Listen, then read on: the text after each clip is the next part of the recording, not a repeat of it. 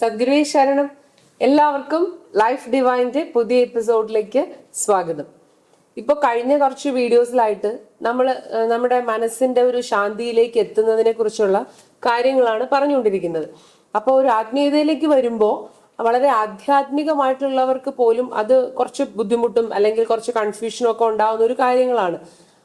അപ്പോൾ അങ്ങനെ വരുമ്പോൾ സാധാരണക്കാരെ സംബന്ധിച്ച് അവർക്ക് എങ്ങനെ ഈ ഒരു ശാന്തിയിലേക്ക് എത്താൻ ആധ്യാത്മികതയിലൂടെ അല്ലെങ്കിൽ അതിന് വളരെ ലളിതമായിട്ടുള്ള അല്ലെങ്കിൽ അവർക്ക് പറ്റുന്ന എന്തെങ്കിലും കാര്യങ്ങൾ ഉണ്ടാകുമോ എന്നുള്ളതാണ് നമുക്ക് അറിയേണ്ടത്. പിന്നെ അതിനോടൊപ്പം മറ്റൊരു കാര്യം എന്ന് വെച്ചാൽ, കഴിഞ്ഞ ദിവസം വാട്സാപ്പിൽ ഒരാൾ ഒരു വീഡിയോ ഷെയർ ചെയ്തു. അത് പണ്ട് ഇവിടെ ഉണ്ടായിരുന്ന ഒരു 20 വർഷം മുൻപൊക്കെ ഇവിടെ ഉണ്ടായിരുന്ന കുറെ ആൾക്കാരിൽ കുറച്ചു പേര് ഇവിടുന്ന് ഇപ്പോൾ ആശ്രമമായിട്ടൊക്കെ ഒന്ന് പിണങ്ങി മാറി നിൽക്കുന്നുണ്ട്. അപ്പോൾ അവര് പറയുന്നത് വെച്ചാൽ ഇപ്പോൾ ശാന്തിയൊക്കെ ആണെങ്കിൽ, ഇപ്പൊ ശാന്തിയും സമാധാനവും ഒക്കെയാണ് നമുക്കൊരു ആശ്രമം എന്ന് പറയുമ്പോൾ അങ്ങനെയാണല്ലോ. അപ്പോൾ അങ്ങനെയുള്ള ഒരു സ്ഥലത്ത് നിന്ന് ഇവർക്ക് എന്തുകൊണ്ട് ഇങ്ങനെ പോകേണ്ടി വരുന്നു, അല്ലെങ്കിൽ അവർക്ക് ഇവിടുത്തെ ആ ഒരു ശാന്തി സമാധാനം എന്തുകൊണ്ട് അവർക്കത് അനുഭവിക്കാൻ പറ്റുന്നില്ല എന്നുള്ളൊരു ക്വസ്റ്റ്യൻ അവിടെ വരുമല്ലോ. ഇപ്പോൾ ഇത് പറഞ്ഞ ആള് തന്നെ ഇവിടെ നിന്ന് പോകേണ്ടി വന്നു. ഈ പറഞ്ഞ ആള് തന്നെ ഇവിടെ നിന്ന് പോകേണ്ടി വന്നു. അപ്പോൾ അതെന്തുകൊണ്ടായിരിക്കും അവർക്കത് ഉൾക്കൊള്ളാനോ മനസ്സിലാക്കാനോ കഴിയാതെ വന്നത്? ഇപ്പൊ ആശ ഇവിടെ പറഞ്ഞ ഈ വിഷയങ്ങളെ കുറിച്ച് വിശകലനം ചെയ്യുമ്പോൾ നമ്മൾ വളരെ നിഷ്പക്ഷമായിട്ട് ഇതിനെക്കുറിച്ചൊന്ന് ഒബ്സർവ് ചെയ്ത് നോക്കുകയാണെങ്കിൽ നമുക്കിതിന്റെ ഒരു സൊല്യൂഷനിലേക്ക് എത്താൻ ശ്രമിക്കാം. അപ്പോൾ തന്നെ ഇതൊന്നും ആരെയും ഒന്നും പഠിപ്പിക്കാനോ അടിച്ചേൽപ്പിക്കാനോ എന്നുള്ള അർത്ഥത്തിലല്ല, നമ്മൾ എല്ലാവരും കൂടി ചേർന്ന ഒരു ഒബ്സർവേഷൻ എന്നുള്ള അർത്ഥത്തിലാണെന്ന് ഞാൻ എപ്പോഴും പറയാറുണ്ട്. കാര്യം ഇന്നത്തെ ഒരു സമൂഹത്തിൽ നമുക്കറിയാം, പുതിയ തലമുറയിലൊക്കെ പോലും കുട്ടികൾ ആരും ഒന്നും പഠിപ്പിക്കുന്ന അല്ലെങ്കിൽ പറഞ്ഞു കൊടുക്കുന്നത് ആ ഒരു രീതിയിൽ ഇഷ്ടമല്ല, അങ്ങനെ പഠിപ്പിക്കാൻ നമ്മൾ ആരും അല്ല. അപ്പോൾ തീർച്ചയായിട്ടും നമ്മൾ ഒരു ഇൻവെസ്റ്റിഗേറ്റ് ചെയ്യുകയാണെന്നുള്ള രീതിയിലേ ഇതിനെ എടുക്കാവൂ. അതുകൊണ്ടാണ് ഞാൻ എപ്പോഴും പറയാനുള്ള, ആരും ഇത് അംഗീകരിക്കേണ്ട, പക്ഷെ എതിർക്കുമ്പോൾ നമ്മുടെ ഒരു അറിവ് വെച്ചുകൊണ്ട് നമ്മളിങ്ങനെ എതിർക്കുമ്പോൾ നമ്മൾ മനസ്സിലാക്കിയത് ശരിയാണോ, നമ്മളൊരു ഒരു റോബോട്ടിക് ആയിട്ടുള്ള ഒരു ഇന്റലിജൻസ് വെച്ചിട്ട് നമ്മൾ മനസ്സിലാക്കിയത് ശരിയാണോ, ആ കമ്പാരിസൺ ശരിയാണോ എന്ന് അറിയണമെങ്കിൽ നമ്മൾ നിഷ്പക്ഷമായിട്ട് ഇതിനെ ഒബ്സർവ് ചെയ്യണം എന്നുള്ളതാണ്. അപ്പോൾ ആ സാഹചര്യത്തിൽ അങ്ങനെ നിഷ്പക്ഷമായിട്ട് ഒബ്സർവ് ചെയ്യണമെങ്കിൽ, അല്ലെങ്കിൽ ഒരു സൈക്കോളജിക്കലായിട്ടുള്ള ഒരു അറിവ് വേണം ഈ വിഷയത്തെ. മനസ്സുമായി ബന്ധപ്പെട്ട കാര്യങ്ങളിൽ ഒരു സൈക്കോളജിക്കലായിട്ടുള്ള ഒരു അറിവ് വേണം. ഇപ്പോൾ ആശ വളരെ സീനിയർ ആയിട്ടുള്ള ഒരു ഡിവോട്ടിയാണ്. അപ്പോൾ ഞാൻ പറയുകയാണ്, ഇപ്പോൾ ഒരു പുതിയൊരാളായിട്ട് ഞാൻ വന്ന് പറയുകയാണ് ആശയോട്, നിങ്ങൾ ഇന്നലെ വരെ മനസ്സിലാക്കിയതും അറിഞ്ഞതും കേട്ടതും എല്ലാ കാര്യങ്ങളും കൊണ്ട് നിങ്ങൾക്ക് ശാന്തി കിട്ടിയോ, സമാധാനം കിട്ടിയോ, അല്ലെങ്കിൽ നിങ്ങളുടെ ജീവിതത്തിന് ഒരു പോസിറ്റിവിറ്റി വന്നോ, അല്ലെങ്കിൽ നിങ്ങളുടെ എല്ലാ പ്രശ്നങ്ങൾക്കും സൊല്യൂഷൻ ഉണ്ടായോ? ഇതെല്ലാം ഉണ്ടായില്ലെങ്കിൽ നിങ്ങൾ ഇതുവരെ മനസ്സിലാക്കിയ കാര്യങ്ങളെല്ലാം നിങ്ങൾ പാടെ മാറ്റി വെച്ചിട്ട് ഫ്രഷ് ആയിട്ടൊന്ന് അപ്രോച്ച് ചെയ്യണം. ഇപ്പോൾ ഗുരുവും നമ്മുടെ ആശയങ്ങളും എല്ലാം ഇവിടെ തന്നെ ഉണ്ട്. പക്ഷെ ഈ വിഷയത്തെ ഒന്ന് ഫ്രഷ് ആയിട്ട് അപ്രോച്ച് ചെയ്യണമെന്ന് പറഞ്ഞാൽ ആശ സമ്മതിക്കുമോ? ഇപ്പോൾ ഗുരുവും പിന്നെ നമ്മുടെ മറ്റു കാര്യങ്ങളെല്ലാം അതുപോലെ തന്നെ ഉള്ളപ്പോൾ ഒന്ന് റിഫ്രഷ് ചെയ്ത് നോക്കുന്നതിൽ എനിക്ക് മടിയൊന്നുമില്ല, സന്തോഷമേ ഉള്ളൂ. പക്ഷെ അത് എങ്ങനെ ചെയ്യാൻ പറ്റും? അതെ. അപ്പോൾ ഈ ഒരു ഫ്രഷ് ആയിട്ടുള്ള ഒരു അപ്രോച്ച് വേണമെന്നാണ് ഞാൻ എപ്പോഴും പറയുന്നത്. കാര്യം നമ്മൾ ഈ ഇന്റലക്ച്വൽ ആയിട്ട് മനസ്സിലാക്കിയിട്ടുള്ള, അല്ലെങ്കിൽ നമ്മുടെ ബുദ്ധി കൊണ്ട് നമ്മൾ മനസ്സിലാക്കിയ കാര്യങ്ങളിൽ ആക്ച്വലി നമ്മൾ അതിൽ കുടുങ്ങിക്കിടക്കുകയാണ്. അപ്പൊ ആ ഒരു അറിവിൽ നിന്നുകൊണ്ട് നമ്മൾ എല്ലാത്തിനും ഇങ്ങനെ ഒബ്സർവ് ചെയ്യുമ്പോൾ ആക്ച്വലി നമ്മുടെ ഈ മനസ്സ് നമ്മളെ പറ്റിക്കുകയാണ്. അപ്പൊ അതുകൊണ്ടാണ് ഞാൻ ഈ ഫ്രഷ് ആയിട്ടുള്ള ഒരു സ്റ്റാർട്ട് വേണമെന്ന് പറഞ്ഞത്. അതിന് ഞാൻ എപ്പോഴും എല്ലാവരോടും ഈ ഫ്രഷ് ആയിട്ടുള്ള ഒരു സ്റ്റാർട്ടിനെ കുറിച്ച് പറയുന്നത്. നമുക്ക് എന്തുകൊണ്ട് ഇത്രയും ഒരു വലിയൊരു ആശയത്തെ അല്ലെങ്കിൽ ഒരു ഗുരുമാർഗത്തെ ഫ്രഷ് ആയിട്ടൊന്ന് അപ്രോച്ച് ചെയ്യൂടെ? ഇപ്പൊ എന്നെ സംബന്ധിച്ചാണെങ്കിൽ ഞാൻ എൻ്റെ ചെറുപ്പം മുതലേ ഇങ്ങനെ പല ഗുരുക്കന്മാരും പല ആശയങ്ങളും പല മെത്തേഡ്സും ഒക്കെ പരീക്ഷിച്ചത് കൊണ്ട് എന്നെ സംബന്ധിച്ച് ഞാനിപ്പോൾ ഇതൊരു ഫ്രഷ് ആയിട്ടാണ്. ആക്ച്വലി ഇപ്പോൾ നമ്മുടെ ഒരു ഗുരുമാർഗത്തിന്റെ വശത്ത് വന്നപ്പോൾ എനിക്ക് ഒരു അത്ഭുതമാണ് എന്ന് പറഞ്ഞാൽ, ഞാനിതിപ്പോൾ എല്ലാ കാര്യങ്ങളും പിന്നെ അതിൻ്റെ ഡീപ്പായിട്ടുള്ള വശങ്ങളിലേക്കൊക്കെ കടക്കുമ്പോൾ ഒരു അത്ഭുതമാണ്. നമുക്ക് ഇതിൻ്റെ ഒരു ചെറിയ വശം പോലും മനസ്സിലായി തുടങ്ങുന്നതല്ലേ ഉള്ളൂ, അല്ലെങ്കിൽ ഓരോ കാര്യങ്ങളിലും ഒളിഞ്ഞിരിക്കുന്ന ആ മഹിമ. അപ്പോൾ കൂടാതെ ഈ ഫ്രഷ് ആയിട്ട് അപ്രോച്ച് ചെയ്യുമ്പോൾ ഉള്ള ആ ഒരു ശാന്തി, ഇതെല്ലാം മനസ്സിലാക്കുമ്പോഴാണ് ഞാൻ ഇതിനെക്കുറിച്ച് ഇത്രയും സീരിയസ് ആയിട്ട് പറയുന്നത്. കൂടാതെ നമ്മൾ ഫ്രഷ് ആയിട്ടൊരു സ്റ്റാർട്ട് ചെയ്തു കഴിഞ്ഞാൽ നമ്മുടെ ലൈഫ് ലോങ് നമുക്ക് ഈ ഫ്രഷ്നെസ്സിൽ തന്നെ നിൽക്കാവുന്നതാണ്. അതിനെക്കുറിച്ച് ജിദ്ദു കൃഷ്ണമൂർത്തിയൊക്കെ ഇങ്ങനെ പറയാം, അതായത് right beginning is the ending എന്നാണ്. അതായത് ഈ ഫ്രഷ് ആയിട്ടുള്ള ഒരു റൈറ്റ് ബിഗിനിങ് ചെയ്താൽ അത് തന്നെയാണ് എൻഡിങ്. അതിനെക്കുറിച്ച് വേറൊരു അർത്ഥത്തിൽ പറയുന്നത് ഈ സെൽഫ് റിയലൈസേഷൻ, നമ്മൾ ഈ പറയുന്ന ഫ്രഷ് ആയിട്ട് സ്റ്റാർട്ട് ചെയ്യുന്ന ഈ ഒരു റിയലൈസേഷൻ്റെ മെത്തേഡിലേക്ക് വരുമ്പോൾ സെൽഫ് റിയലൈസേഷൻ ഒരു ബിഗിനിങ് ഉണ്ട്, പിന്നെ എൻഡിങ് ഇല്ല. ഒരിക്കലും അനന്തമായി ഈ അറിവിലേക്ക് അറിഞ്ഞുകൊണ്ടിരിക്കുന്ന ഒരു ഇതിലേക്ക് എടുത്ത് ചാടുകയാണ്. അപ്പോൾ ഫ്രഷ് ആയിട്ടുള്ള ഒരു ബിഗിനിങ് ചെയ്തു കഴിഞ്ഞാൽ that is A ending of all problems എന്നുള്ളതാണ്. അതുകൊണ്ട് തന്നെ നമ്മൾ ഈ പഴയ സ്വഭാവത്തിലൊക്കെ വന്നിട്ടുള്ള എല്ലാവരും ഈ ഒരുപാട് കാര്യങ്ങൾ മനസ്സിലാക്കിയവരും അറിഞ്ഞവരും ചിന്തിച്ചവരും ഒക്കെ എല്ലാവരും ഒരു ഫ്രഷ് ആയിട്ടുള്ള ഒരു സ്റ്റാർട്ടിന് തയ്യാറാവുകയാണെങ്കിൽ എന്താണ്, ഒരു രണ്ടാം ജന്മം പോലെ, ഒരു കുഞ്ഞിനെ പോലെ നമുക്ക് തുടങ്ങാവുന്നതാണ്. അതിനെക്കുറിച്ച് ഇങ്ങനെ പറയും, ഇല്ല ജന്മനാ ജായതേ ശൂദ്ര കർമ്മണാ ജായതേ ദ്വിജ എന്നൊക്കെ പറയുന്ന രണ്ടാം ജന്മം. ഈ ഒരു നമ്മളെല്ലാവരും ഒരു രണ്ടാം ജന്മത്തിന്റെ ആവശ്യമുണ്ട് നമുക്ക്. ആശ്രമ സ്വഭാവത്തിലുള്ള ഈ വിഷയങ്ങളെയൊക്കെ വളരെ ഫ്രഷ് ആയിട്ടൊന്ന് അപ്രോച്ച് ചെയ്യണമെന്ന് പറഞ്ഞതുകൊണ്ടാണോ എന്നറിയില്ല, പണ്ടൊക്കെ വളരെ സന്തോഷത്തോടെയൊക്കെ സംസാരിച്ചിരുന്ന പലരും ഇപ്പോൾ എന്നെ കാണുമ്പോൾ ഇതിലെ മുഖമൊക്കെ നീരടിച്ചാണ് ഭയങ്കര സീരിയസ് ആയിട്ട് നടക്കുന്നു. എന്നാൽ അപ്രതീക്ഷിതമായിട്ട് ഒരുപാട് പേര് വളരെ സന്തോഷത്തോടെ വന്ന് സംസാരിക്കുന്നുമുണ്ട്, ഇതുവരെ സംസാരിച്ചിട്ടില്ലാത്തവർ. അപ്പം ഞാൻ വിചാരിക്കുന്നത് ഞാനിനി എന്തെങ്കിലും തെറ്റ് പറയുന്നുണ്ടോ, അല്ലെങ്കിൽ എന്താണ് ഇതിന്റെ ഒരു കാര്യം, എനിക്കത് മനസ്സിലാവുന്നില്ല. സീരിയസ് ആകാൻ തക്കവണ്ണം ഞാൻ എന്ത് പറഞ്ഞെന്ന് എനിക്കറിയില്ല. പക്ഷെ ഞാനിത് ഫ്രഷ് ആയിട്ടൊന്ന് അപ്രോച്ച് ചെയ്യാനാണ് പറയുന്നത്. അപ്പം നമുക്ക് ഈ മുഖം വീർക്കുന്നതും നമുക്ക് ഈ ഡിസ്റ്റർബൻസ് ഉണ്ടാവുന്ന കാര്യങ്ങൾ ഇപ്പോൾ ഇത് വളരെ ശ്രദ്ധിച്ചൊന്ന് കേൾക്കുകയാണെങ്കിൽ അത് നമുക്ക് മനസ്സിലാവുന്നതാണ്. അതായത് ഞാൻ ഒന്നും അടിച്ചേൽപ്പിക്കാൻ ഉദ്ദേശിക്കുന്നില്ല, ഞാൻ നമ്മുടെ മനസ്സിനെ ഒന്ന് ഒബ്സർവ് ചെയ്യാനാണ് പറയുന്നത്. കാര്യം നമുക്കുണ്ടായേക്കുന്ന ഈ മിസ്അണ്ടർസ്റ്റാൻഡിങ്, ഈ തെറ്റിദ്ധാരണയിൽ നിന്നാണ് ഈ കൺഫ്യൂഷൻസ് എല്ലാം ഉണ്ടാകുന്നത്. നമ്മളിപ്പോൾ ഒന്ന് കണ്ണടച്ച് നോക്കിക്കഴിഞ്ഞാൽ നമുക്കറിയാം നമ്മുടെ ഉള്ളിൽ ഇങ്ങനെ ഒരുപാട് ചിന്തകൾ നടക്കുകയാണ്. ഇപ്പോൾ നമ്മുടെ വീട്ടിലെ പ്രശ്നം, നാട്ടിലെ പ്രശ്നം, ഓഫീസിലെ പ്രശ്നം, അപ്പോൾ ഇങ്ങനെ ഒരുപാട് കാര്യങ്ങൾ നമ്മളിങ്ങനെ ചിന്തിച്ചുകൊണ്ടിരിക്കുകയാണ്. അപ്പോൾ ഈ ചിന്തിച്ചുകൊണ്ടിരിക്കുന്നതിലൂടെ, കണ്ടിന്യൂസ് ആയിട്ടുള്ള ചിന്തകളിലൂടെ ഒരു ചിന്തിക്കുന്നവൻ, ഒരു അഹന്ത ഉണ്ടായിരിക്കുകയാണ്. അപ്പം നമ്മളെല്ലാവരും വിചാരിക്കുന്നത് നമ്മളാണ് ഈ ചിന്തിക്കുന്നവൻ എന്നാണ്. അങ്ങനെ ആ ചിന്തിക്കുന്നവൻ നമ്മളാണെന്ന് കരുതിയാണ് നമ്മൾ എല്ലാ പ്രശ്നങ്ങളും. അപ്പോൾ ആ ചിന്തിക്കുന്നവൻ ഒരുപാട് പ്രശ്നങ്ങൾ കാണുന്നു, പ്രോബ്ലംസ്, ഇതെല്ലാം ഈ അഹന്തയ്ക്ക് ഒരുപാട് പ്രോബ്ലംസ് ആണ്. അപ്പൊ ഈ ചിന്തിക്കുന്നവൻ നമ്മളാണെന്നാണ് വിചാരിച്ചേക്കുന്നത്, ഈ തിങ്കർ നമ്മളാണെന്നാണ് നമ്മൾ തെറ്റിദ്ധരിച്ചേക്കുന്നത്. അപ്പൊ ഇതിനെയാണ് ആധ്യാത്മിക രംഗത്ത് വരുമ്പോൾ ഇതൊരു മെറ്റഫിസിക്കൽ സ്ലീപ്പ്. നമ്മൾ സ്ലീപ്പാണ്, ഈ ചിന്തിക്കുന്നവൻ നമ്മളല്ല, ഈ ചിന്തകൾ അറിയുന്നവനാണ് നമ്മൾ. അതായത് നമ്മുടെ എല്ലാ ചിന്തകളെയും അറിയുന്ന ഒരു അവബോധമാണ് നമ്മൾ. അപ്പോൾ ഈ ചിന്തിക്കുന്നവൻ എന്നുള്ള രീതിയിലുള്ള നമ്മുടെ ഈ ചിന്തകളെ നമ്മളൊന്ന് നിരീക്ഷിക്കുകയാണെങ്കിൽ നമുക്കിതിൽ നിന്നകത്തുനിന്ന് ഒരു ഗ്യാപ്പ് ഉണ്ടാക്കാൻ പറ്റും. അതായത് നമ്മൾ മറ്റുള്ളവരെ കാണുന്നു, മറ്റുള്ളവരുടെ കുറ്റങ്ങൾ കാണുന്നു, പ്രശ്നങ്ങൾ കാണുന്നു, ഇതേപോലെ തന്നെ നമ്മുടെ ഉള്ളിലെ മനസ്സിനെയും അതിൻ്റെ ചിന്തകളെയും ചിന്താധാരകളെയും ഒരു ജഡ്ജ്മെന്റും ഇല്ലാതെ, കുറ്റപ്പെടുത്താതെ, അതിനെ പരിവർത്തനപ്പെടുത്താൻ ശ്രമിക്കാതെ, ഒരു ജഡ്ജ്മെന്റും ഇല്ലാതെ നമ്മളിങ്ങനെ ഒബ്സർവ് ചെയ്യുകയാണെങ്കിൽ നമുക്ക് നമ്മുടെ ഈ ചിന്തകളിൽ നിന്നും നമ്മുടെ ഈ ചിന്തിക്കുന്നവനിൽ നിന്നും ഒരു ഗ്യാപ്പ് എടുക്കാൻ സാധിക്കും.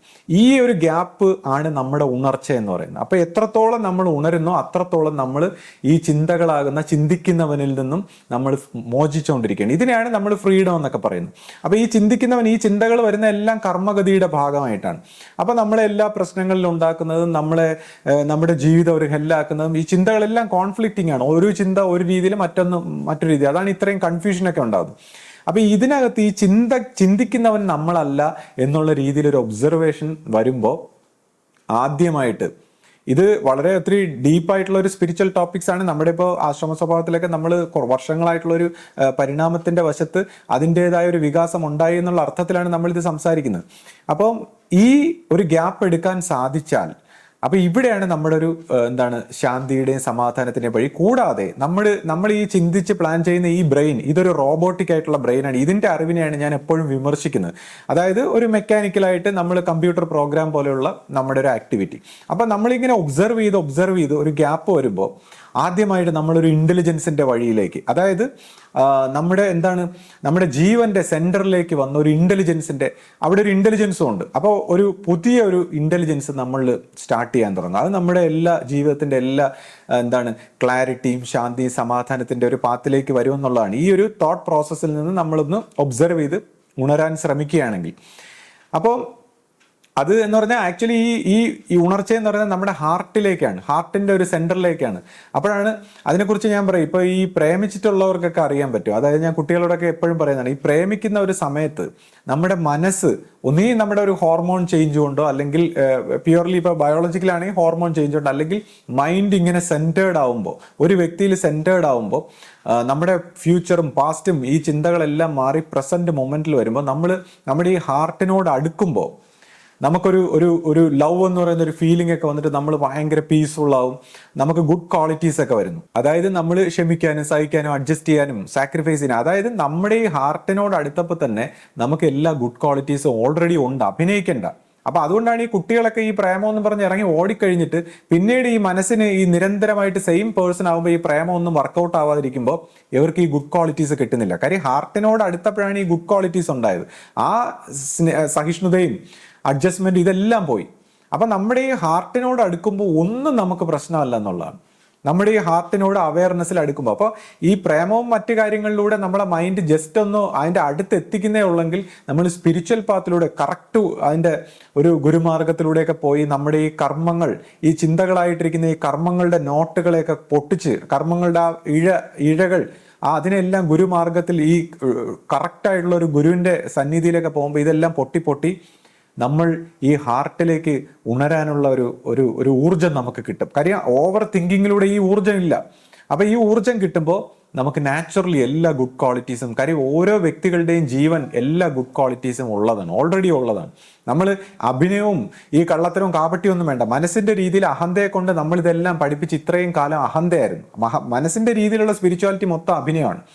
അപ്പോൾ ഹാർട്ടിൻ്റെ ഈ സെൻറ്ററിലേക്ക് വന്ന് ക്ലാരിറ്റിയിലേക്ക് എത്തുന്ന ഒരു വഴിയെക്കുറിച്ചാണ് നമ്മൾ ഈ പറയുന്നത്. അപ്പോൾ അങ്ങനെയുള്ള ഒബ്സർവേഷനിൽ നമ്മൾ ഇന്നലെ വരെ മനസ്സിലാക്കിയിരിക്കുന്ന ഈ കാര്യങ്ങളെ ആദ്യം നമ്മൾ ഫസ്റ്റ് ഒന്ന് നെഗേറ്റ് ചെയ്തിട്ട് വേണം ഈ ഒരു ഉൾക്കാഴ്ചയിലേക്ക് ശ്രമിക്കാൻ. ഒരു പക്ഷേ ഈ പഴയ കാര്യങ്ങളൊക്കെ കളഞ്ഞിട്ട് പുതുതായിട്ട് ഒബ്സർവ് ചെയ്യുന്നതിനെ കുറിച്ച് പറഞ്ഞുകൊണ്ടാണ് എന്തോ എല്ലാവരും ഡിസ്റ്റർബ്ഡ് ആണ്. പക്ഷേ ഈ ഒരു ഡിസ്റ്റർബൻസിനെ നമ്മൾ അതിവർത്തിച്ച് ഒന്ന് അകത്തേക്ക് പോകാൻ നമ്മൾ തയ്യാറാണെങ്കിൽ അതൊരു ഫ്രീഡത്തിന്റെ, ഒരു ശാന്തിയുടെ വശമാണ്. പിന്നെ ഇപ്പൊ ഈ വീഡിയോയിൽ ഒരു വ്യക്തി ഇങ്ങനെ പഴയ ആൾക്കാർ കുറച്ചുപേരൊക്കെ പോയി എന്ന് പറയുന്നു. ഇപ്പൊ അദ്ദേഹം തന്നെ മാറി നിൽക്കുന്നു.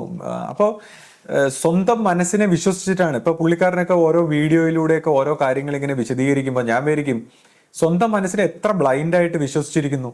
ഇപ്പോൾ നമ്മൾ പറയും, ഇപ്പൊ പ്രേമത്തിലൊക്കെ ആണെങ്കിൽ മനസ്സിന് ബ്ലൈൻഡാണ്. ഞാൻ പറഞ്ഞ പോലെ ഈ ഹാർട്ടിന്റെ ഓപ്പൺ ചെയ്ത് ഈ അവയർനെസ് കൊണ്ട് ഉണർച്ചയിലേക്ക് വരികയാണെങ്കിൽ, മനസ്സിൽ നിന്ന് ഉണർച്ച വരികയാണെങ്കിൽ അവിടെ ഇന്റലിജൻസ് ഉണ്ടാവും. അതായത് നമുക്ക് എല്ലാ കാര്യങ്ങളെയും വ്യക്തമായി മനസ്സിലാക്കാനുള്ള ഒരു ഇന്റലിജൻസും കൂടെ ഉണ്ടാവും. അപ്പൊ ഇത് ഞാൻ പറയുന്ന ഈ ബ്ലൈൻഡായിട്ട് സ്വന്തം മനസ്സിനെ വിശ്വസിച്ചിട്ട്, അല്ലെങ്കിൽ താൻ മനസ്സിലാക്കിയ കാര്യങ്ങളാണ് ശരിയെന്ന് എങ്ങനെ ഇത്ര അന്ധമായിട്ട് വിശ്വസിക്കാൻ പറ്റുന്നു എന്നുള്ളതാണ്. ഇപ്പൊ ഗുരുമാർഗങ്ങളെ കുറിച്ച് ചിന്തിക്കുമ്പോൾ ഞാൻ വിചാരിക്കുന്നത്, ഇവരിത് മനഃപൂർവ്വം പറയുന്നതാണോ അതോ ഇവർക്ക് ഈ ഗുരുമാർഗങ്ങളെ കുറിച്ച് ഒന്നും അറിഞ്ഞൂടാത്തതുകൊണ്ടാണോ? ഞാനിങ്ങനെ ചിന്തിക്കുക. കാര്യം എന്ന് വെച്ചാൽ ഇപ്പൊ ഒരു ഗുരുമാർഗത്തിന്റെ വശത്ത് ചിന്തിക്കുമ്പോൾ, എൻ്റെ അമ്മയൊക്കെ 1965 ആശ്രമത്തിൽ വരുന്നത്. അപ്പോൾ അമ്മയ്ക്കൊരു 14 വയസ്സൊക്കെ ഉള്ളപ്പോൾ, അപ്പോൾ അന്നത്തെ കാലത്ത് അമ്മയുടെ അച്ഛനും അമ്മയും ഒക്കെ വിശ്വാസികളായിരുന്നു. അപ്പോൾ എന്നാൽ പിൽക്കാലത്ത് അവർക്ക് ചില വിമുഖതയൊക്കെ ഉണ്ടായി, അവര് വരാതെയായി, ആശ്രമമായിട്ട് അങ്ങനെ വരാതെയായി. അപ്പോൾ പിന്നീട് അമ്മയുടെ അമ്മാമ്മയോടൊപ്പമാണ് ആശ്രമത്തിൽ, ആരും അറിയാതെ, അച്ഛനൊന്നും അറിയാതെ വന്നുകൊണ്ടിരുന്നത്, ഗുരുവിനെ കാണാനൊക്കെ വന്നുകൊണ്ടിരുന്നത്. എന്നാൽ അമ്മാമ്മ ഒരു മരിക്കുന്ന ഒരു സമയമായപ്പോൾ അമ്മ അവസാനം വരുമ്പോൾ, 1972 ഒരു സമയത്ത് അമ്മ അവസാനം വരുമ്പോൾ ഗുരു അമ്മയോടൊപ്പം ഗേറ്റ് വരെ നടന്നു പോയിട്ട് അമ്മയോട് പറഞ്ഞു, സുധേ, ഇനി നീ വരാൻ കുറച്ച് വൈകും ആശ്രമത്തിലെന്ന് പറഞ്ഞു. അതായത് അതിനുശേഷം അമ്മയുടെ അമ്മാമ്മ മരണപ്പെടുകയും അമ്മയ്ക്ക് പിന്നെ ആശ്രമത്തിൽ വരാൻ കഴിഞ്ഞിരുന്നില്ല. അമ്മ പിന്നെ 20 വർഷങ്ങൾക്ക് ശേഷം 92 വരുന്നത്. അപ്പോൾ ആ 92 വരുമ്പോൾ അന്ന് ഉണ്ടായിരുന്ന ഒരുപാട് പേര് അവിടെ കാണാനില്ല, ഗുരു ശരീരത്തിലുള്ള സമയത്താണ്. അതിനുശേഷം പിന്നീട് നോക്കുമ്പോൾ ഓരോ 10 വർഷങ്ങളൊക്കെ കാലയളവിനുള്ളിൽ ആൾക്കാർ വന്നും പോയും ഇരിക്കുകയാണ്, ആശ്രമത്തിൽ ഇങ്ങനെ മാറിക്കൊണ്ടിരിക്കുകയാണ്. അപ്പൊ അതിനെക്കുറിച്ച് നമ്മൾ ചിന്തിക്കുമ്പോൾ എന്തുകൊണ്ടാണ് ഇത്രയും ഡിവൈൻ പ്ലേസ് ആവുമ്പോൾ, അപ്പൊ ഇവിടെ ഈ ഒരു ആശ്രമ സ്വഭാവത്തിൽ എന്താണ് ആശ്രമ സ്വഭാവത്തിലെ ഒരു വിഷയം നമ്മൾ മനസ്സിലാക്കേണ്ടതുണ്ട്. അതായത് ഒരുപാട് വ്യക്തികൾ ഇങ്ങനെ ഒരു ജ്യോത്സ്യന്മാരെ കാണാൻ വരുന്ന പോലെ, അല്ലെങ്കിൽ ഫ്യൂച്ചർ ഓറിയന്റഡ് ആയിട്ടുള്ള എന്തെങ്കിലും പ്രശ്നങ്ങൾ, അല്ലെങ്കിൽ രോഗങ്ങൾ, അല്ലെങ്കിൽ ചിലപ്പോൾ എന്തെങ്കിലും അത്ഭുതങ്ങൾ പ്രതീക്ഷിച്ചുകൊണ്ട്, അല്ലെങ്കിൽ അവർക്ക് ഭയങ്കര ഒരു ഫോർച്യൂൺ, എന്തെങ്കിലുമൊക്കെ ലക്ഷ്യങ്ങൾക്കാണ് വരുന്നത്. അപ്പോൾ അവരുടെ ആ വിഷയങ്ങളെല്ലാം സാധിച്ചു കഴിയുന്നതോടുകൂടി അവരവിടെ നിന്ന് പോവുകയാണ്. പിന്നെ ചിലർ ചുമ്മാ ഒന്ന് കാണാൻ വരുന്നു, അപ്പോൾ ചിലർ പിന്നെ കുട്ടികൾ യാദൃച്ഛികമായിട്ട് വരുന്നു. അപ്പോൾ ഇതിലൊക്കെ ഒരു സ്പിരിച്വൽ പാത്തിൽ താല്പര്യമുള്ളവർ അല്ലെങ്കിൽ സ്വയം ഒന്ന് പരിവർത്തനപ്പെടുത്തണം തൻ്റെ ജീവന്റെ ഒരു വശത്ത്. ഇപ്പോൾ മഹാനായ എഴുത്തുകാരൻ സാഹിത്യകാരൻ OV വിജയനും കുടുംബവും ഗുരുവിനെ വന്ന് കണ്ടപ്പോൾ അദ്ദേഹത്തോട് ഗുരു ചോദിച്ചു, നിങ്ങൾ ഒരുപാട് പിന്നെ ജീവിതത്തിന്റെ പല കാര്യങ്ങളും ഒക്കെ ചെയ്യുന്നു, പക്ഷേ നിങ്ങളുടെ ജീവന് വേണ്ടി നിങ്ങൾ എന്ത് ചെയ്യുന്നു എന്ന് ചോദിച്ചപ്പോൾ അദ്ദേഹം ഇങ്ങനെ അന്തം വിട്ടിരിക്കുകയും പിന്നീട് അദ്ദേഹം ആ ഒരു അർത്ഥത്തിലാണ് അദ്ദേഹം ഗുരുവിനെ ഇങ്ങനെ വിശ്വസിച്ച് വരുന്നത്. അപ്പോൾ നമ്മുടെ ഒരു ജീവന്റെ ഒരു സമൂലമായ പരിവർത്തനത്തിന് വേണ്ടി ഇപ്പോൾ നമ്മൾ നേരത്തെ പറഞ്ഞ ഈ മനസ്സിന്റെ ഈ ചിത്തവൃത്തികളിലൂടെ നമ്മൾ ആബ്സെന്റ് മൈൻഡഡ് ആയിട്ടിരിക്കുമ്പോൾ നമ്മുടെ മനസ്സിലൂടെ നമ്മുടെ പിതൃക്കൾ ആൻസസ്റ്റേഴ്സ്, ഇത്ര തലമുറയുള്ള ആൻസസ്റ്റേഴ്സും അല്ലെങ്കിൽ നമ്മുടെ ആരാധനാമൂർത്തികളും നമ്മുടെ തന്നെ പ്രീവിയസ് കർമ്മങ്ങളും ഇതെല്ലാം ഇൻഫ്ലുവൻസ് ചെയ്ത് നമ്മളെ ഒരു അർത്ഥത്തിൽ ഒരു കൂട്ടിലിട്ടതുപോലെയാണ്. നമുക്ക് ഒരിക്കലും ഒരു ജീവന്റെ ഒരു മോചനത്തിന്റെ വഴി തുറക്കുന്നില്ല. അപ്പോൾ ആധ്യാത്മിക രംഗത്ത് ഹൈലി ഇന്റലിജന്റ് ആയിട്ടുള്ള ഒരു സൊസൈറ്റിയാണ്. പണ്ടൊക്കെ എന്ന് പറഞ്ഞാൽ ഗുരുക്കന്മാർ വളരെ പരീക്ഷിച്ചിട്ട് മാത്രമാണ് ശിഷ്യന്മാരായിട്ട് അക്സെപ്റ്റ് ചെയ്യുന്നത്. അതായത് സാധാരണ ആൾക്കാരെ ഒന്നും ഗുരുക്കന്മാരെ അക്സെപ്റ്റ് ചെയ്തിരുന്നില്ല പണ്ട് കാലത്ത്. കാര്യം ഇത് ബോൾഡായിട്ട് സ്വയം പരിവർത്തനപ്പെടാൻ തയ്യാറാവുന്ന വ്യക്തികൾക്കുള്ളതാണ്. അപ്പോൾ ഇതുപോലെ തൻ്റെ ഈ പറയുന്ന ഈ എല്ലാ കെട്ടുപാടുകളിൽ നിന്നും തൻ്റെ ജീവനെ മോചിപ്പിച്ച ആ ഒരു ആത്മശാന്തിയിലേക്ക് അല്ലെങ്കിൽ ജീവന്റെ ഒരു മുക്തിപഥത്തിലേക്ക് ഇപ്പൊ കഴിഞ്ഞ ദിവസമൊക്കെ നമ്മൾ പറഞ്ഞു, ഇവിടെ നമ്മൾ അറിയപ്പെടുന്ന ഒരു സിസ്റ്റം നമ്മളെ ഇങ്ങനെ ബ്ലോക്ക് ചെയ്തിരിക്കുകയാണ്. പല രീതിയിലുള്ള ആരാധനാ സമ്പ്രദായങ്ങളെല്ലാം എന്തോ ഒരു മിസ്റ്റേക്കിന്റെ, ഞാൻ പറഞ്ഞു യുഗാന്തരങ്ങളായ ഒരു മിസ്റ്റേക്ക്, അതായത് അഹം ബ്രഹ്മാസ്മി എന്ന് പറഞ്ഞപ്പോൾ ഒരു ആചാര്യനാൽ അങ്ങനെ പറയപ്പെട്ടപ്പോൾ ഒരു ബ്രഹ്മം എന്നുള്ള ഒരു അവസ്ഥയിൽ ഒരു മിസ്റ്റേക്ക് വന്നിട്ട് നമ്മളിവിടെ ചെയ്യുന്ന എല്ലാ കാര്യങ്ങളും നമ്മളിവിടെ ഇങ്ങനെ കുടുക്കി കിടത്തുന്ന ഒരു സാഹചര്യത്തിൽ ഇതിനകത്തുന്ന ഒരു മോചനം എന്നുള്ള വഴിയിൽ ഇത്രയും വലിയൊരു ടാസ്ക് ഏറ്റെടുത്ത് നമ്മുടെ ആ ജീവന്റെ ആ പൂർത്തീകരണത്തിലേക്ക്, ഈശ്വര ആ സന്നിധാനത്തിലേക്ക്, ആ ദൈവത്തിന്റെ ആ പൂർണ്ണതയിലേക്ക് ജീവന്റെ കോൺഷ്യസ്നെസ്സിനെ ഉണർത്തിയെടുക്കണമെങ്കിൽ എത്രമാത്രം ഒരു ടാസ്ക് ആണെന്നുള്ളതാണ്. അപ്പോൾ ആ ടാസ്കിലേക്ക് വരുമ്പോൾ ഒരുപാട് പിന്നെ രീതിയിൽ ഇങ്ങനെ പരിണമിക്കേണ്ടതുണ്ട്. ഇപ്പം ഈ അടുത്ത കാലത്ത് നമ്മൾ ശ്രദ്ധിച്ചു കഴിഞ്ഞാൽ റഷ്യയിലുള്ള ഒരു മിസ്റ്റിക് ഉണ്ടായിരുന്നു. അദ്ദേഹം ജോർജ് ഗുർജീഫ് എന്ന് പറയുന്ന ഒരു ഗുരുവാണ്, ആത്മീയ ആചാര്യനാണ്. അദ്ദേഹത്തിന്റെ ഓസ്പെൻസ്കി, അദ്ദേഹം ഹൈലി ഇന്റലിജന്റ് ആയിട്ടുള്ള ഒരു മാത്തമാറ്റീഷ്യനാണ്. അദ്ദേഹത്തെക്കുറിച്ച് പറയുന്നത് മറ്റൊരു ഗുരു അഭിപ്രായപ്പെട്ടത് ആൽബർട്ട് ഐൻസ്റ്റീനെ പോലെ ഇന്റലിജന്റും വിവേകാനന്ദ സ്വാമിയെ പോലെ പിന്നെ ആത്മീയതയും ഉള്ള ഒരു വ്യക്തിയാണ്. അപ്പോൾ ഈ വ്യക്തി തന്നെ ഇപ്പൊ ജോർജ് ഗുർജീഫിനെ സംബന്ധിച്ച് എങ്ങനെ ഞാൻ ഈ പറഞ്ഞ പോലെ ഉണർത്തുക, നമ്മളെ അവേക്കനാക്കുക, നമ്മുടെ ഈ സ്ലീപ്പിംഗ് മൈൻഡിൽ നിന്ന് അവേക്കനാക്കുക എന്നുള്ളതാണ് അദ്ദേഹത്തിന്റെ ലക്ഷ്യം. അപ്പൊ അദ്ദേഹം വളരെ ഒരു പരീക്ഷണങ്ങളൊക്കെയാണ്, ശിഷ്യന്മാരെ ഭയങ്കരമായിട്ട് ഒരു ടാസ്കിലൂടെയൊക്കെ കടത്തിക്കൊണ്ടുപോയി അവേക്കനാക്കാൻ പരിശ്രമിക്കുമ്പോൾ പല വ്യക്തികളും അദ്ദേഹത്തിനെ കളഞ്ഞിട്ട് പോകും.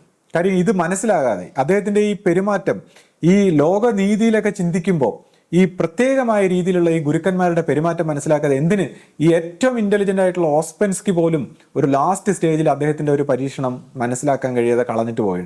അപ്പോൾ ഗുർജീഫ് അഭിപ്രായപ്പെട്ട ഈ പരീക്ഷണം കൂടെ അദ്ദേഹം വിത്ത്സ്റ്റാൻഡ് ചെയ്തിരുന്നെങ്കിൽ അദ്ദേഹം ഒരു എൻലൈറ്റൻ മിസ്റ്റിക് ആവുമായിരുന്നു ഈ ഓസ്പെൻസ്കി. എന്നാൽ ഓസ്പെൻസ്കി പിണങ്ങി പോവുകയും പിന്നെ അദ്ദേഹത്തിന്റെ ലൈഫ് മുഴുവൻ ഈ ജോർജ് ഗുർജീഫിനെ പരിഹസിക്കാനും അദ്ദേഹത്തിന്റെ മെത്തേഡുകൾ തെറ്റാണെന്ന് പറയാനും ഒക്കെയാണ് വിനിയോഗിച്ചത്. അപ്പൊ അതുപോലെ തന്നെ നമ്മൾ നോക്കിക്കഴിഞ്ഞാൽ നമ്മുടെ ഇപ്പൊ ഗുരുമാർഗത്തിൽ ഇപ്പൊ രണ്ടാം തലമുറയിലൊക്കെ വന്നപ്പോൾ ഇതേപോലെ ഈ ഗുരുമാർഗത്തെ പരിഹസിക്കാനാണ് ഒരുപാട് പേര് സമയം ചെലവാക്കുന്നത്. അപ്പോൾ ഈ ഇടയ്ക്ക് ഒരാള് ഈ അഖണ്ഡനാമത്തിന്റെ 3-ാമത്തെ വരിയെക്കുറിച്ച് ഇങ്ങനെ പറയുകയുണ്ടായി. അപ്പൊ ഞാനിങ്ങനെ ചിന്തിക്കുകയാണ്, അപ്പൊ ഇവര് ഈ പിരിഞ്ഞു പോയ വ്യക്തികൾ ഈ 3-ാമത്തെ വരി അക്സെപ്റ്റ് ചെയ്യുന്നില്ല എന്ന് പറയുമ്പോൾ ഇപ്പൊ ഗുരുവാണ് 1997 ഈ 3-ാമത്തെ വരി 3 പ്രാവശ്യം ജപിച്ചിട്ട് ശിഷ്യ പരമ്പരയ്ക്ക് അത് കൊടുക്കാൻ പറഞ്ഞത്. അപ്പോൾ ഗുരു ശരീരത്തിലുള്ള സമയത്ത് തന്നെ ഗുരു സമ്മതിച്ച കാര്യം പോലും ഇവർ അക്സെപ്റ്റ് ചെയ്യില്ല എന്നുള്ളതാണ്.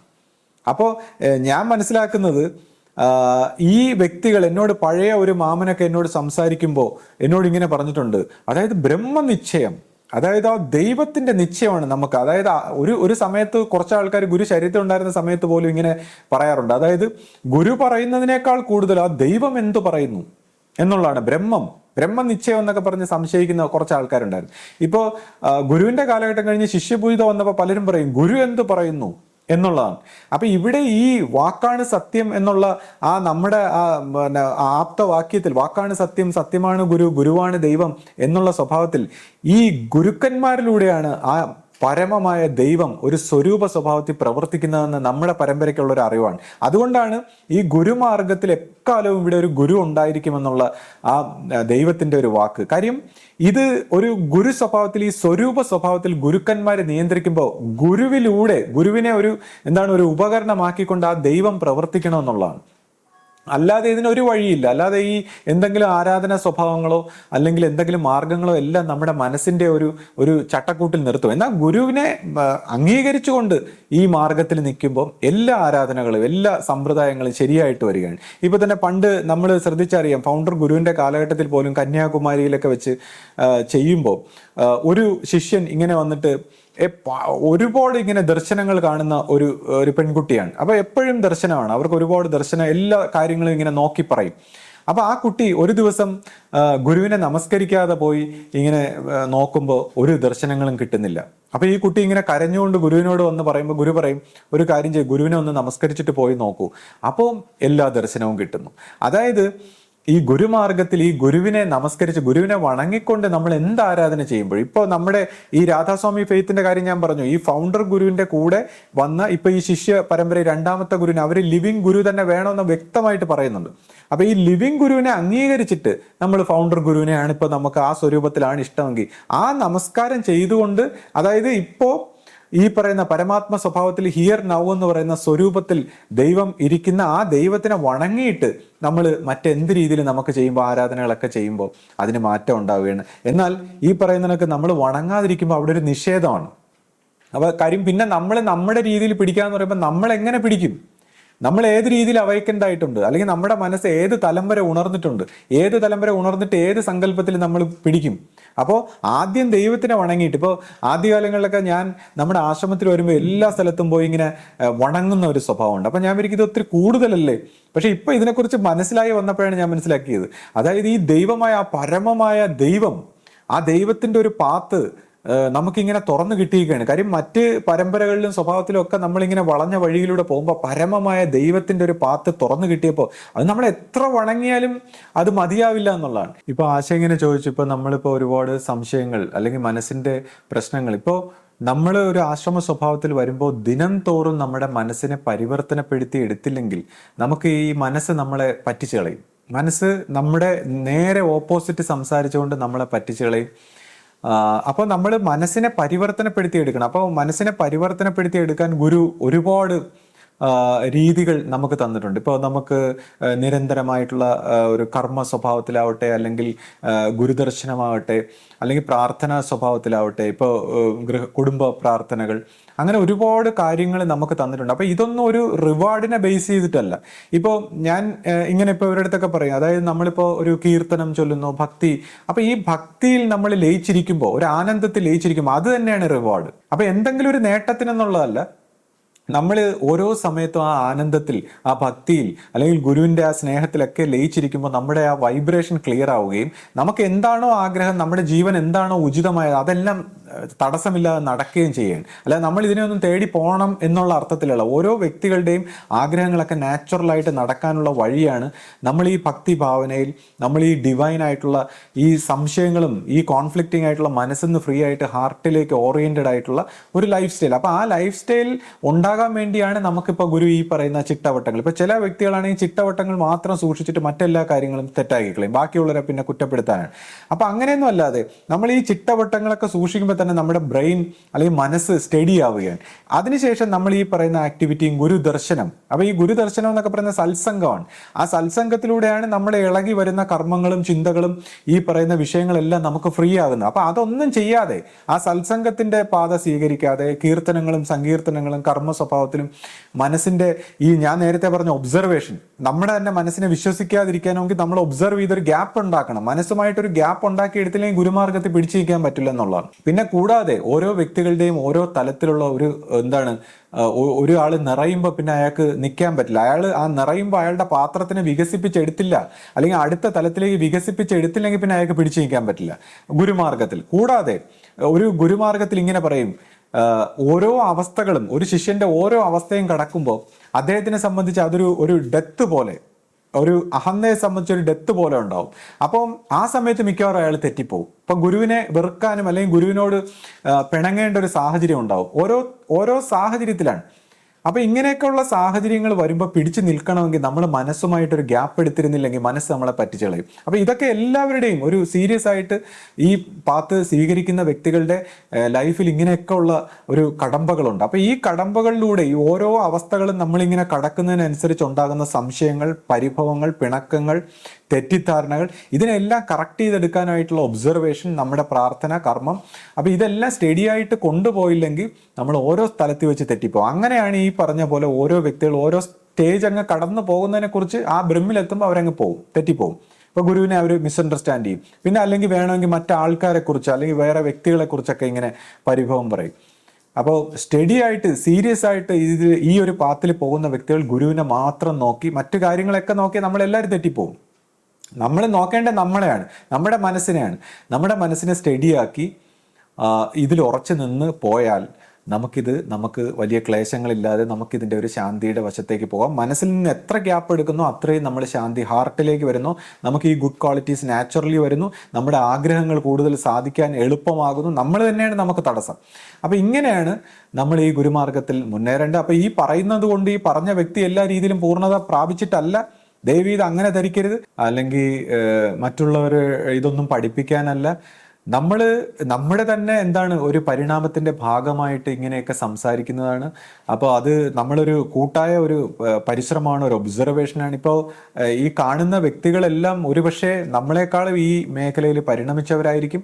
അപ്പോൾ ഇതെല്ലാം ഒരു കൂട്ടായ ഒരു പരിശ്രമം മാത്രമാണ്. ഒരിക്കലും ഒരു വ്യക്തിയുടെ, ഇവിടെ ഇരിക്കുന്ന ഈ സംസാരിക്കുന്ന വ്യക്തിയുടെയോ വ്യക്തികളുടെയോ പരിശ്രമം മാത്രമല്ല. ഇതൊരു കൂട്ടായ പരിശ്രമം. കളക്റ്റീവായിട്ട് നമ്മൾ ഈ ഒരു കോൺഷ്യസ്നെസ്സിന് അല്ലെങ്കിൽ ഈ യൂണിവേഴ്സിന്റെ തലത്തിൽ ഈ ഒരു കറക്ഷൻ വരുത്താനാണ്. ഇപ്പൊ തന്നെ ഞാൻ പറഞ്ഞു, ഇപ്പൊ ഈ സംശയത്തിന്റെ കാര്യമൊക്കെ പറഞ്ഞു. ഇപ്പൊ ആദ്യ കാലങ്ങളിലൊക്കെ നമ്മുടെ ആ ഒരു ഗുരുമാർഗത്തിൽ ഇപ്പോൾ സെക്കൻഡ് ഗുരുവിന്റെ ട്രാൻസിഷനിൽ ഗുരുവിന് ശിഷ്യനെ കുറിച്ച് പറയാൻ പാടില്ല എന്നുള്ളതാണ്. ശിഷ്യൻ ഗുരുവിനെ കുറിച്ച് പറയുന്നു, പക്ഷെ ശിഷ്യനെ കുറിച്ച് ഗുരു ഒന്നും പറയുന്നില്ല. അത് ഈ രാധാസ്വാമി ഫെയ്ത്തിലൊക്കെ പറയുന്നത് ആ ശിഷ്യൻ, കറക്റ്റ് ശിഷ്യനെ മറ്റ് ശിഷ്യന്മാർക്ക് മനസ്സിലാവും.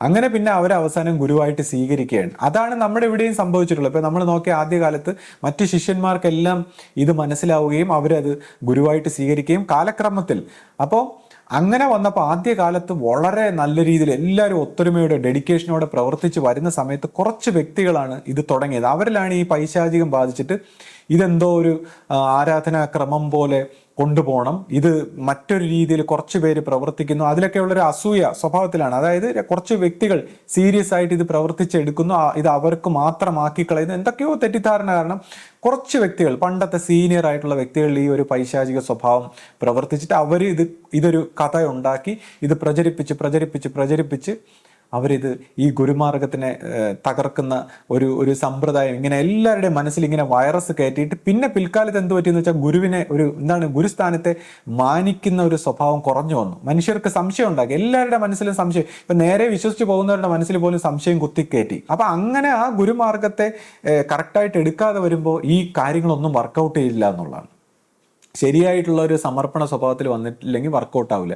അപ്പം ഞാൻ നോക്കുമ്പോൾ ആശ്രമ സ്വഭാവത്തിലൊക്കെ നോക്കുകയാണെങ്കിൽ ഒരുപാട് സന്യാസിമാരും ഗൃഹസ്ഥന്മാരും ഒക്കെ വളരെ കർമ്മ കുശലരായിട്ടുള്ള, വളരെ ത്യാഗ സ്വഭാവത്തിൽ ജീവിച്ചിട്ടുള്ള അവരൊക്കെ സത്യം പറഞ്ഞാൽ ഇപ്പോൾ എൻലൈറ്റൻഡ് ആവേണ്ടതായിരുന്നു. ഈ ഗുരുമാർഗത്തെ പ്രോപ്പറായിട്ട് അവർ സ്വീകരിച്ചിരുന്ന അവർ മനസ്സിൽ നിന്ന് സമൂലമായി മാറ്റമെന്ന് അവർ എൻലൈറ്റൻഡ് ആവേണ്ട ഒരുപാട് സന്യാസിമാരും ഗൃഹസ്ഥന്മാരും ഈ പരമ്പരയിലുണ്ട്. അൺഫോർച്ചുനേറ്റ്ലി അവരുടെയൊക്കെ മനസ്സിൽ ഈ സംശയം കുത്തി നിറച്ചളഞ്ഞു കുറേ പേര്. അപ്പൊ ഇത് സത്യം പറഞ്ഞാൽ മനുഷ്യരാശിയോട് ഈ ആശ്രമത്തിനോ പരമ്പരയോട് ചെയ്ത ഒരു ചതിയാണ്. കുറച്ച് വ്യക്തികളുടെ തലയിൽ ഉദിച്ച് അവരുടെ സ്വാർത്ഥതയിൽ നിന്നും അവർക്ക് എന്തോ സ്ഥാനമാനം കിട്ടുന്നില്ല എന്നൊക്കെ തോന്നിയിട്ടുണ്ടായ ഒരു വൈറസ് പ്രോഗ്രാമാണിത്. ഇപ്പൊ ഇവരെല്ലാം കുറച്ചുപേര് അവർക്ക് മനസ്സിലായ രീതിയിൽ ഗുരുവിനെ ഇങ്ങനെ പ്രചരിപ്പിക്കാൻ നടക്കുകയാണ്, അല്ലെങ്കിൽ ഗുരുവിനെ എന്തോ മാറ്റിക്കളയുന്നു എന്നൊക്കെയാണ് പറയുന്നത്. ഇപ്പൊ നമ്മൾ നോക്കുമ്പോൾ ശ്രീരാമൻ 17 ലക്ഷം വർഷങ്ങൾക്ക് മുമ്പുള്ള ശ്രീരാമൻ ഇന്നും നമ്മുടെ പ്രധാനമന്ത്രിയും നമ്മുടെ ഇന്ത്യ മഹാരാജ്യത്ത് ശ്രീരാമനെ കുറിച്ച് പറയുന്നു, ശ്രീകൃഷ്ണനെ കുറിച്ച് പറയുന്നു. ഈ മഹാന്മാരെ കുറിച്ചൊക്കെ. അപ്പോൾ ഇതൊന്നും ഇപ്പോൾ ശ്രീകൃഷ്ണൻ ഭഗവത്ഗീതയിൽ എന്ത് പറഞ്ഞത് ശ്രീകൃഷ്ണൻ പറഞ്ഞതൊന്നും അല്ല എഴുതി വെച്ചേക്കുന്നത്. അത് മറ്റൊരു ആചാര്യൻ ഇതുപോലെ ദർശനത്തെ കണ്ടിട്ടാണ് എഴുതി വെച്ചേക്കുന്നത്. അപ്പോൾ അതിൻ്റെ അർത്ഥം എത്ര വർഷങ്ങൾ കഴിഞ്ഞാൽ ഈ ഗുരുക്കന്മാർ ചെയ്തു വെച്ച പ്രവൃത്തി മാഞ്ഞു പോകുന്നില്ല. അത് ഈ യൂണിവേഴ്സിൽ രേഖപ്പെടുത്തി കഴിഞ്ഞു. അപ്പോൾ ഇവിടെ ഗുരുവിനെ ഒന്നും ആരും ഒന്നും ആക്കാൻ ശ്രമിക്കണ്ട. അത് ഗുരു തന്നെ പറഞ്ഞിട്ടുണ്ട്. അതിന്റെ കറക്റ്റ് ദർശന സ്വഭാവത്തിൽ കറക്റ്റ് തെളിഞ്ഞിട്ടുള്ള വ്യക്തികൾ വരുമ്പോൾ അവർക്ക് ഇതെല്ലാം കാണാൻ പറ്റും. അതായത് അവർക്ക് ഗുരു സംസാരിച്ച കാര്യങ്ങളെല്ലാം ഭഗവത്ഗീത വ്യാസ മഹർഷി എഴുതിയതുപോലെ ഈ ദർശന സ്വഭാവത്തിൽ പിൽക്കാലത്ത് വരുന്ന വ്യക്തികൾക്ക് ഇപ്പോൾ ഗുരുവും ശിഷ്യപൂജിതയും എന്താണ് സംസാരിച്ചത് അത് അവർക്ക് കണ്ടിട്ട് അവർക്കത് ഭഗവത്ഗീത പോലെ അവർക്ക് എഴുതി ഉണ്ടാക്കാൻ പറ്റും. അപ്പൊ അതുപോലെ ഓരോ ശിഷ്യന്മാരും ഗുരുവൊക്കെ എന്താണ് സംസാരിച്ചത്. അപ്പൊ ഇതൊന്നും ഇവിടെ മാഞ്ഞു പോകുന്നില്ല. ആർക്കും ഇതൊന്നും മാഞ്ഞ് കളയിക്കാൻ പറ്റില്ല. അപ്പൊ ഗുരുവിന്റെ ഒരു കാര്യം അതുകൊണ്ടാണ് ഗുരുവിന്റെ വർക്ക് സൈലന്റ് ആയിട്ട് ഈ യൂണിവേഴ്സിൽ ഈ പ്രകൃതിയിൽ ചെയ്തിട്ട് ഗുരു പോയത്. അപ്പോൾ ഇത് പിൽക്കാലത്ത് വരുന്ന തലമുറയിൽ ഈ ഇത്രയും മഹാഗുരുവിനെ ഒന്നും ആർക്കും മറച്ചു വെക്കാൻ പറ്റില്ല. ഗുരുവിന്റെ ആശയം നടത്താനെന്നും പറഞ്ഞ് കുറച്ച് വ്യക്തികൾ ഇപ്പോൾ മാറി നിന്ന് പ്രവർത്തിക്കുന്നു. അപ്പൊ അവര് ഗുരുമാർഗത്തെ എതിർത്തുകൊണ്ട് എന്താണ് ഗുരു പറഞ്ഞ വരിയെ പോലും അല്ലാതെ ഗുരു പറഞ്ഞ അഖണ്ഡനാമത്തിന്റെ വരികൾ പോലും അംഗീകരിക്കാത്തവർ, ഏതോ ദൈവനിശ്ചയം അവർ ഉദ്ദേശിക്കുന്ന ഈ ബ്രഹ്മനിശ്ചയം, ഒരുപക്ഷെ ഈ അഹം ബ്രഹ്മാസ്മി എന്ന് പറഞ്ഞ ആ തെറ്റിയ ആ ബ്രഹ്മസങ്കല്പത്തിന്റെ ദൈവത്തിന്റെ ഇച്ഛ നടപ്പാക്കാൻ ശ്രമിക്കുന്നവരായിരിക്കും. അതുകൊണ്ടാണല്ലോ ഈ ഗുരുമാർഗത്തെയും ഗുരു പറഞ്ഞ കാര്യങ്ങളെയൊക്കെ എതിർക്കുന്നത്. അല്ലെങ്കിൽ തന്നെ ഈ ഗുരുവിന്റെ ആശയത്തെ അല്ലെങ്കിൽ ഗുരുവിന്റെ ആശ്രമത്തിൽ ഗുരുവിന്റെ ഈ സങ്കല്പത്തിൽ ഇവിടെ ഇങ്ങനെ പ്രവർത്തിച്ചു പോകുന്ന ഈ സിസ്റ്റങ്ങളെയൊക്കെ എതിർക്കുമ്പോൾ അവർ യഥാർത്ഥത്തിൽ ഗുരുവിനെ തന്നെയല്ലേ കളിയാക്കുന്നത്, ഗുരുവിന്റെ ദീർഘവീക്ഷണത്തല്ലേ അവർ പരിഹസിക്കുന്നത്. അല്ലെങ്കിൽ ഗുരുവിന് വേണ്ടി ഇത്രയും വലിയ ആ ദൈവ സങ്കല്പത്തിന് വേണ്ടിയൊക്കെ അവർ അങ്ങ് പ്രവർത്തിച്ചു കളയാം, അല്ലെങ്കിൽ തൻ്റെ ഈ ബുദ്ധിയിൽ അങ്ങ് പ്രവർത്തിച്ചു കളയാം, കുറച്ച് കാര്യങ്ങൾ മനസ്സിലാക്കിയ ഇതിലൊക്കെ പ്രവർത്തിച്ചു കളയാന്ന് പറയുമ്പോൾ ഇതെന്തോ വളരെ ഈ പൈശാചികമായ ഒരു പ്രവൃത്തിയാണ്. അതാണ് ഇപ്പോൾ ഇവിടെ ഒരുപാട് പേരിലേക്ക് അവർ പകർത്താൻ ശ്രമിക്കുന്നത്. അത് നമ്മൾ വളരെ കെയർഫുള്ളായിട്ട് എല്ലാവരും അലേർട്ടായിരിക്കണം. ഈ മാനസികമായിട്ടുള്ള ഈ സംശയത്തിന്റെ ഈ പൈശാചികത്വം നമ്മുടെ തലയിൽ കയറാതിരിക്കാൻ എല്ലാവരും വളരെ കെയർഫുൾ ആയിരിക്കണം. അതുകൊണ്ടാണ് ഞാൻ നേരത്തെ പറഞ്ഞ ആ ഒബ്സർവേഷൻ, സ്വന്തം മനസ്സിനെ നിരീക്ഷിച്ച് അതിൽ നിന്നും മോചനപ്പെട്ടാൽ, അതിൽ നിന്നും ഒരു ഗ്യാപ്പ് എടുത്താൽ പിന്നെ നമ്മളെ ഒരിക്കലും ഒരു തെറ്റ് ബാധിക്കില്ല. കാര്യം നമ്മളവിടെ നമ്മൾ ആരാണെന്നുള്ള അർത്ഥത്തിൽ നമ്മുടെ ഹൃദയത്തിലേക്ക് വന്നു കഴിഞ്ഞാൽ ഹൃദയത്തിന് ശരിയായ കാഴ്ച അവിടെ നാച്ചുറലായിട്ട് ഉണ്ടായിരിക്കും. അപ്പോൾ ഈ ഗുരുമാർഗങ്ങളെല്ലാം സ്വീകരിച്ച് അതിൻ്റെ സായുജ്യത്തിലേക്ക്, അതിൻ്റെ സത്യത്തിലേക്ക് എല്ലാവർക്കും പരിണമിക്കാൻ കഴിയും. അപ്പോൾ അങ്ങനെ നമുക്കെല്ലാവർക്കും നമ്മുടെ മനസ്സിൽ നിന്ന് ഫ്രീ ആയി നമ്മുടെ ഹൃദയത്തിലേക്ക് വരാൻ ഗുരുകാരുണ്യം ഉണ്ടാകട്ടെ എന്ന് പ്രാർത്ഥിച്ചുകൊണ്ട് സദ്ഗുരുവേ ശരണം.